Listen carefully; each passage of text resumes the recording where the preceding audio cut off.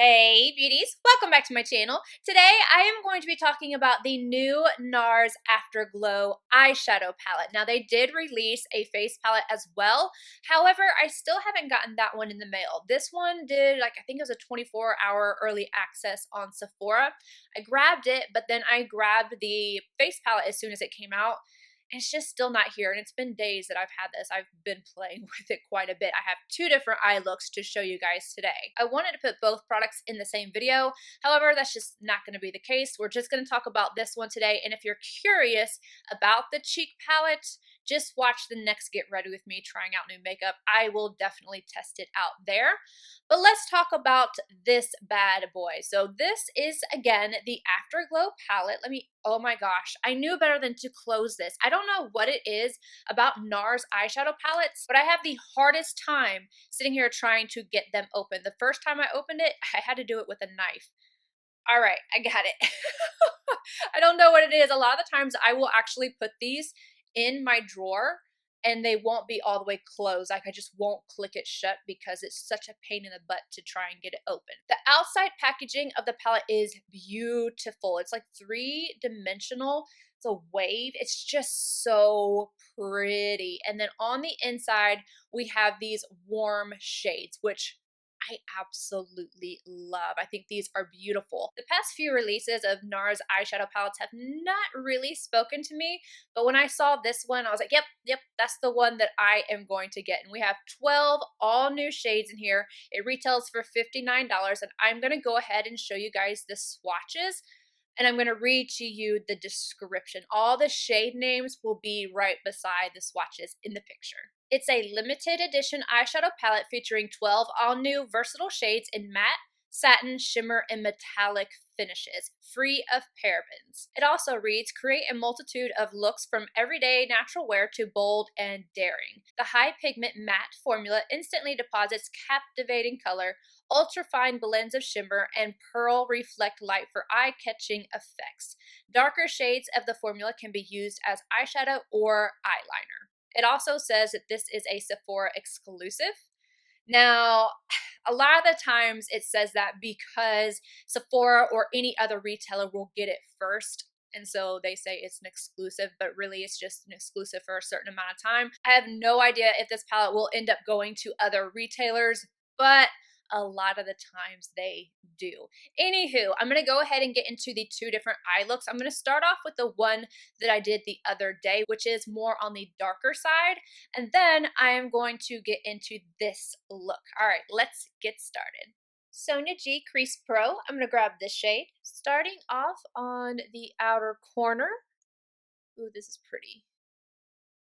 I am tapping this into place first. Has a lot of pigmentation there. Then I'm going to start bringing it up into the crease. And circular motions to use as my transition shade.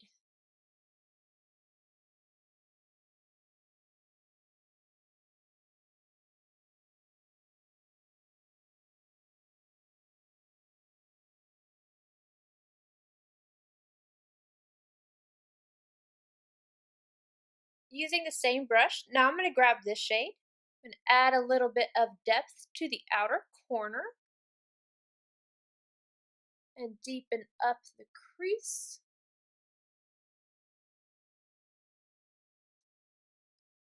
I'm going to circle this shade upward. By that I mean circular motions. I'm not going to go quite as high as I took the last shade.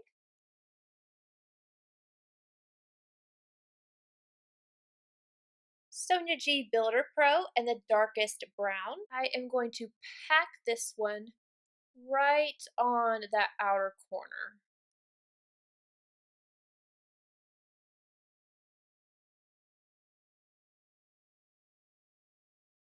I'm going to slightly bring it upward, taking my brush and twisting it on its side, just with the excess product from the brush.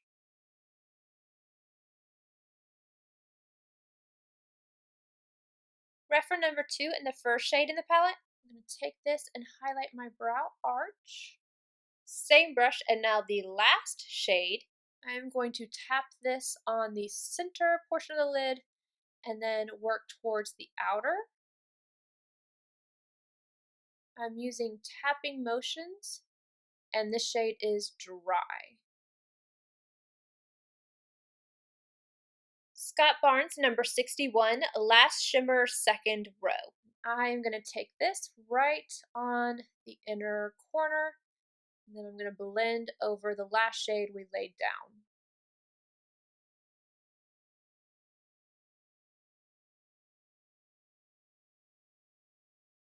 Wayne Goss 27S, last shade in the palette again.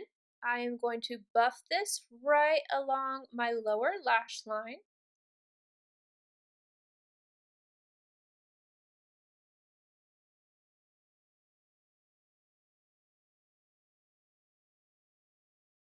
BK Beauty 204 and the first shade in the last row. I'm going to use this wet so it's really nice and intense. I'm going to drag just a little bit of that right underneath, right here on the lower lash line. Kind of blending it out just a little bit. This is the finished look. I would go ahead and add on inner rim liner and mascara. However, I'm just about to go wash my face. Zoeva 217 and this light matte pink.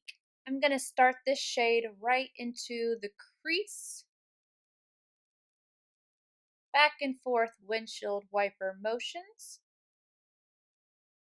I don't know how it's looking on camera, but in person, it's less pink, and it still has a pink tone to it, but it's a peachy pink. It's really pretty. Looks different in the pan than it does on the eye. I'm going to start blending this upward.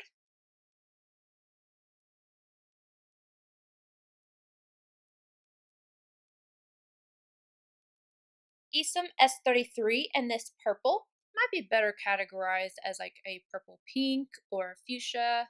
It's going on my eyes more like a watermelon. I don't know why I said purple. Just forgive me. I'm placing this on the outer corner of my eye and into the crease. And then I'm going to slowly blend up on this outer corner to smoke it out. Bring it a little bit in the portion right here of my crease, but I don't want to take it too far in. I'm impressed with the pigmentation on that because that was just one dip into the product. Going back in with my 217, not 217, 227, and I am just going right around the edges of that. Make sure it's nice and blended. I'm going to grab just a little bit more, just kind of tap it about halfway onto the lid. MAC 242, second shade, last row. I'm going to highlight the brow arch with this shade.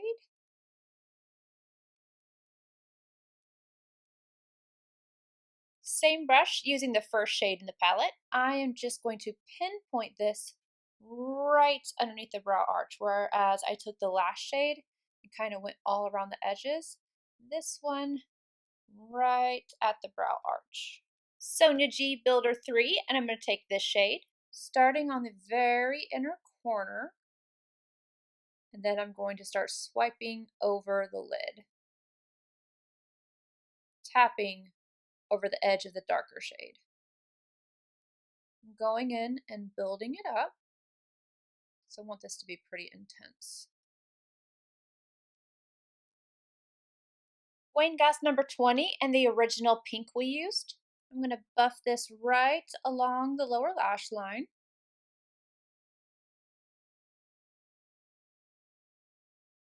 Same brush, going back in with this color. I'm going to take this right on the outer corner of the eye, on the lower lash line, and connecting it to the top.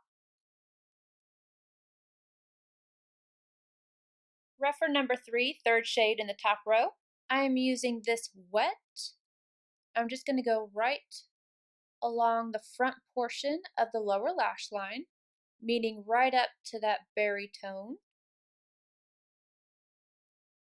And then lastly, Sonia G Pencil Pro, first shade in the palette to highlight the inner corner. And then I'm going to go add on a little bit of liner on my inner rim and mascara. To finish off the look, you guys know, I feel like I'm so repetitive whenever I say this, but Milk Boss liner and mascara, that is it, that is it. But I really like these tones on my eyes. There's something about them that I just feel is so just fresh. I really enjoy it, and I liked both looks. So for my thoughts on the palette, I'm really happy with this palette. There's only one shade that I have a little bit of a complaint about, and it's the one that I'm wearing today. In my very first look, I said that I was gonna go wash off my face. I didn't end up doing that. I thought I was gonna do both looks in one day. Didn't end up doing that. Something came up and I'm telling you, I didn't put on mascara. I didn't put on bronzer. I didn't do anything else. I was walking around all day with foundation, powder, and eyeshadow. That was it. And I probably had a gloss on my lips or balm at some point, but I didn't end up finishing it. But that look lasted all day. Even the shimmer on the eyes, oh my gosh, this color right here is so pretty, and I didn't have any kind of fading issues at all. However, this one is the shade that I have all over my lid today, and I think it's really pretty. It has like a gold and pink shift to it, but while I was able to pack it on the eyes and get the effect that I wanted, it's fading. It's fading. So that is definitely something that's a little bit more sheer. I still think it's pretty, but I wish that it had lasted as nicely as the shade right beside it. This color right here is so pretty. This is what I have right underneath my lash line. It kind of reminds me of that new crayon I got from Linda Hallberg in the Fusion Kit. I almost put that in my waterline, but I was like, we're going to be doing too much today. This shade right here, I was really impressed with the amount of pigmentation I got with a blending brush. So this one, sometimes colors like this can be hit or miss. So I was really impressed with this one. Overall, the palette is beautiful and I definitely would recommend it. I love the color story here. This is a palette that I know that I will reach for time and time again. And again, quality-wise, beautiful. You are going to get a little bit of fallout, and that's going to be mainly with the shimmer shades. I don't think I got a lot of fallout with the mattes, but they're really pretty. I only have the one gripe, and that is with this shade right here. Even my inner corner, this color, that one lasted. So yeah, just this one shade that I really, really was excited about, it's just kind of okay. So for the entire palette to have just one okay shadow and it's not even bad, yeah, I would recommend it. If you're looking at this palette and wanting to grab it, I would say pick it up. Anywho, I hope this was helpful for you guys. Let me know what you thought about the looks down below, and I will see you guys in my next video. Bye, guys.